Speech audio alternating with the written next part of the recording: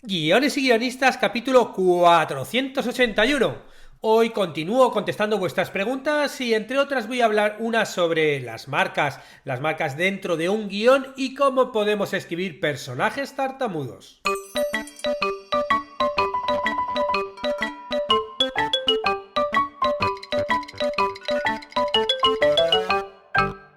Buenos días a todos, bienvenidos a Guiones y Guionistas, el podcast con el que todos podemos aprender a hacer guiones y en el que el guionista es el rey y la guionista la reina. Yo soy David Esteban Cubero, vuestro anfitrión, y cada semana salimos al aire con dos programas en los que vemos un nuevo elemento, técnica o herramienta para que sepáis más del dinámico mundo de los guionistas y el rítmico arte de los guiones. En el podcast anterior contesté algunas de vuestras preguntas, pero la verdad es que se me quedaron varias en la recámara, con lo cual, bueno, pues voy a aprovechar para contestar en este podcast. Ya sabéis que podéis enviarme todas vuestras dudas a través de la web y de las redes sociales, de YouTube, de Facebook, de Instagram o bueno, los que estáis suscritos en la plataforma también a través de Discord. Pero bueno, antes de contestar, recordaros como siempre que existe en internet una plataforma que se encuentra en cursosdeguion.com que tiene todo lo necesario pues para que aprendas a ser guionista y a escribir guiones. Por un lado, a nivel formación tenemos ya 78 cursos, bueno, y hoy va a comenzar un curso nuevo de guión que hablan de cosas totalmente distintas, pero que te van a ampliar, serían una especie como de módulos, ¿no? De una especie como de máster o carrera de cómo aprender a escribir todo tipo de guiones. Obviamente, dependiendo de tu nivel y tus intereses, pues a lo mejor harás el curso de guión de cortos, de largos, o a lo mejor prefieres hacer el de documentales o el de cómic, ¿no? Y luego pues estructuras narrativas. Ahora, por ejemplo, de hecho, el curso que empezamos hoy es el curso de antagonistas y villanos. Estos son los típicos cursos genéricos que realmente sirven para todo, ¿no? Ya sea que estés escribiendo un cómic o un largometraje. Porque bueno, un dicho que se suele decir mucho es que una película es tan fuerte, tan poderosa como lo es el antagonista, ¿no? Al cual tiene que superar nuestro héroe o heroína. Bueno, pues en este curso vamos a ver distintas técnicas para diseñar los antagonistas y los villanos de nuestras historias, y también vamos a ver que no son lo mismo antagonista que villano. De hecho, en la primera clase, que es la que subo hoy, comenzamos viendo las diferencias entre antagonistas, villanos y némesis.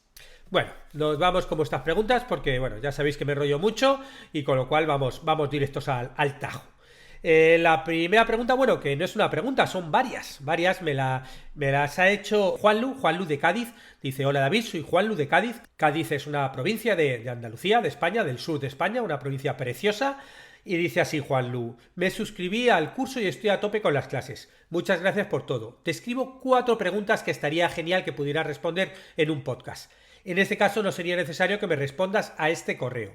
Lo veré cuando lo subas y así no tienes que responder 2 veces. Pues muy bien, Juanlu, es lo que voy a hacer. Sí, como dices tú, es mucho más práctico y además me voy a poder enrollar y profundizar mucho más dentro de un podcast. Porque claro, a mí cuando algún suscriptor me escribe una pregunta, la contesto en el mail, pero claro, si da para más, como es en este caso que son 4 preguntas, pues mejor hacerlo en el podcast, que además seguro que a muchos de vosotros o vosotras os puede ser de ayuda la respuesta.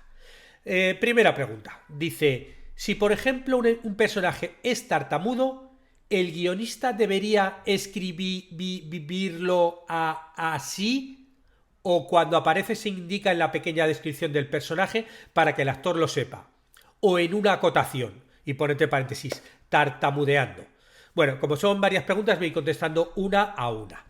Bueno, pues realmente se pone de las 3 formas que lo has dicho, ¿no? Pero dependiendo de la situación, puedes poner más énfasis o uno, puedes combinarlas, pero bueno, me voy a ser más explícito. Primero, no es lo mismo que un personaje sea tartamudo, como dices tú, a que un personaje tartamudee, ¿no? De repente un personaje puede tartamudear pues porque tiene miedo, está ahí ante un bicho gigante, o porque de repente está delante de su enamorado o enamorada, o el padre del enamorado o enamorada, y se pone nervioso y se pone a tartamudear, ¿no? Eso es distinto.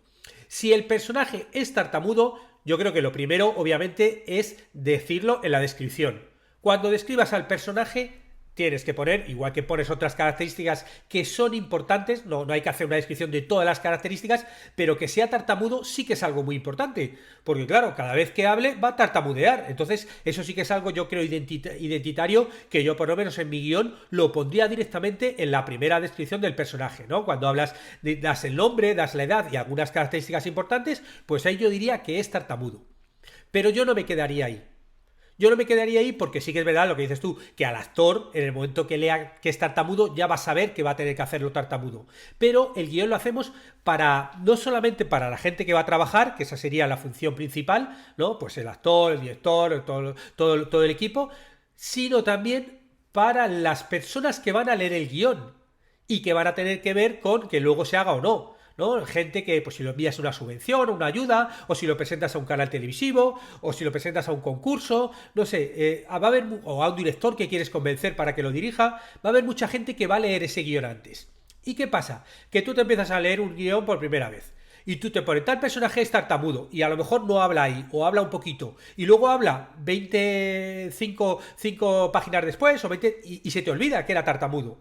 Entonces, si solamente lo dejas en la descripción, cuando esa persona lo lea, se le va a olvidar probablemente que sea tartamudo. Con lo cual, aunque lo pongas en la descripción, está bien reforzarlo luego cuando salga el personaje y el diálogo. Ponerlo en la acotación y luego en el texto es redundante. Es redundante, con lo cual yo lo pondría solamente una vez.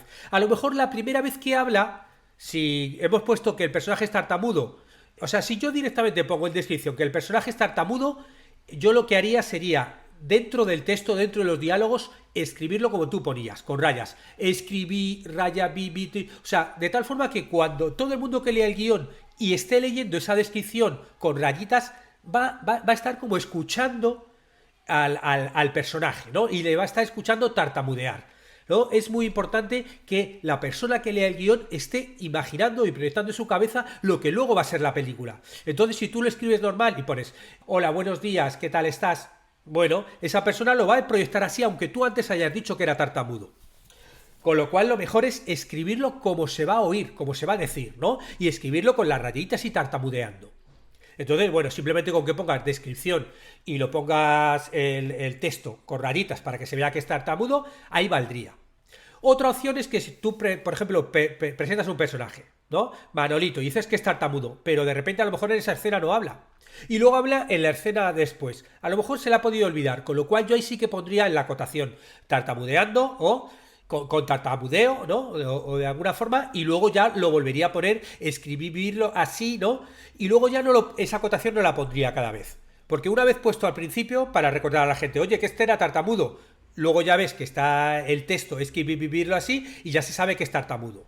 Con lo cual, esa sería una combinación ideal. Primero en descripción de personaje, dices que es tartamudo, y luego en los textos, en el diálogo. Ahí es donde hay que ponerlo porque ahí la persona que lo lee, al leerlo, ese tartamudeo le va a venir al cerebro, le va a venir a la imaginación. Para mí creo que es lo más importante. Luego, en la otra opción que te daba, que es que el personaje no sea tartamudo, sino que el tartamudeo sea un acto de la situación.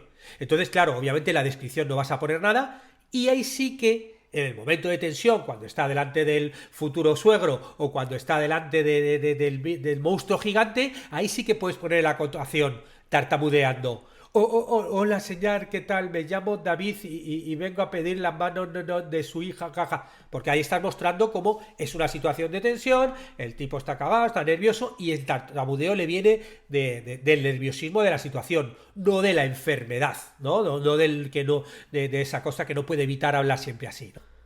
Ahí sí que puedes a lo mejor poner la acotación tartamudeando y luego el tartamudeo también la primera vez para dejar claro, o incluso a lo mejor lo puedes poner varias veces más, lo de tartamudeando, pero bueno, recordando siempre que va a ser una situación concreta. Relacionada a la pregunta anterior me haces otra, que me dices, o si por ejemplo un personaje que no sabe nada de inglés y queremos reflejar que pronuncia incorrectamente una palabra, ¿la escribimos tal como lo dice o como lo indicamos? Sí. Esto es como el tartamudeo o yo que sé, alguien, por ejemplo, que habla mal o que habla con un acento, o el ejemplo que pones tú, que hablas de una persona de otro país, ahí tenemos que ponerlo como queremos que se diga.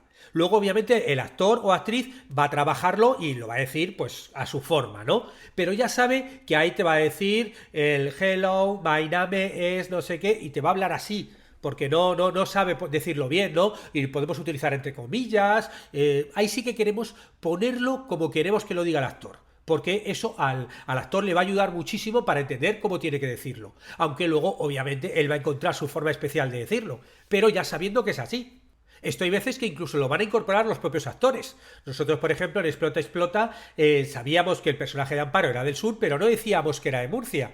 Eso es un trabajo que hizo la propia actriz, Verónica Echegui, trabajó el personaje murciano y lo decía con ese acento, aunque no estaba escrito así.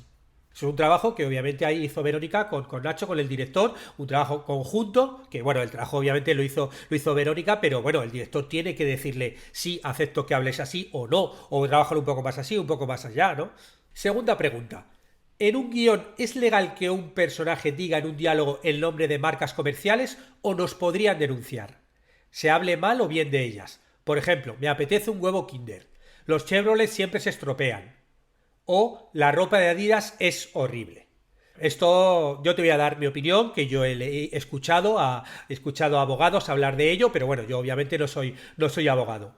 Bueno, por un lado existe un derecho, que es el derecho pues, a la libre creación, el derecho a la información también, el derecho a hacer algo creativo y tú hacer lo que quieras, ¿no? Y entonces tú puedes decir la marca que quieras y el nombre que quieras, ¿no? A priori ese derecho está ahí, pero lo puedes decir en las películas o lo puedes decir en Twitter. La gente escribe en Twitter, oye, me he tomado una Coca-Cola y estaba malísima, y ya está. O sea, eso lo puedes decir en cualquier momento, ¿no? Y es así, es un derecho irrenunciable que está ahí. Pero obviamente hay algunos matices, ese derecho está y tú dentro de tu película, igual que Tarantino, dices, pues yo que sé, poner a sus personajes de Pulp Fiction a conversar y que han estado en el burger y que cómo son las hamburguesas en Estados Unidos y en París y bueno, pues lo pone a los personajes a hablar y ya está. Si tú como creador quieres hacerlo, puedes hacerlo. Eso puede chocar con algunos elementos y puede tener complicaciones. Algunas externas de la propia marca y otras internas. Las externas serían porque, bueno, también existe el derecho al honor de la propia marca. Con lo cual, una marca te podría denunciar porque cree que tú has utilizado mal su nombre, que la has insultado con algo que no es correcto, con algo, pues eso, que te ha sido contra la empresa y ellos podrían defenderse. Claro. Para que esto pase, imagínate lo que tiene que ser eso. O sea, eso es algo rarísimo. Que tú en un guión digas, uy, esta Coca-Cola está malísima, y que quieran denunciarte a ti como guionista por decir que esta Coca-Cola está malísima. Imagínate, ahora, yo que sé, vete a Twitter, pon Coca-Cola y verás la de millones de críticas que hay a Coca-Cola y a otras marcas, ¿no? Imagínate una empresa denunciando continuamente todo el rato que alguien hable mal de eso, ¿no? Obviamente, si hablan de bien, se supone que no habría problema. Claro. Para que esto pase tendría que ser algo muy raro. De hecho, hay ejemplos, ¿no?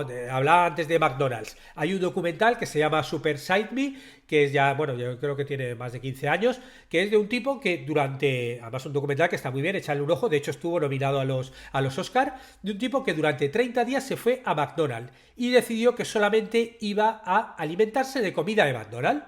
Desayunar, comer y cenar.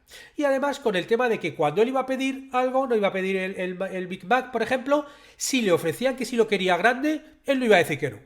Y entonces a partir de ahí, bueno, pues empezó a comer y se midió todos sus datos orgánicos antes de empezar el proceso y a lo largo del proceso. Iba viendo todo el peso. Claro, a los 30 días el tipo había engordado 11 kilos, su masa corporal había subido 13% de la masa corporal y bueno, una serie de cosas que no eran muy buenas, porque claro, comiendo ese tipo de cosas también tampoco había dejado de comer ciertas vitaminas, ciertas cosas que hacen falta en la dieta y que solamente por tomar la dieta McDonald's no lo había hecho. Claro, esto, ya te digo, él lo hizo y estaba machacando a McDonald's.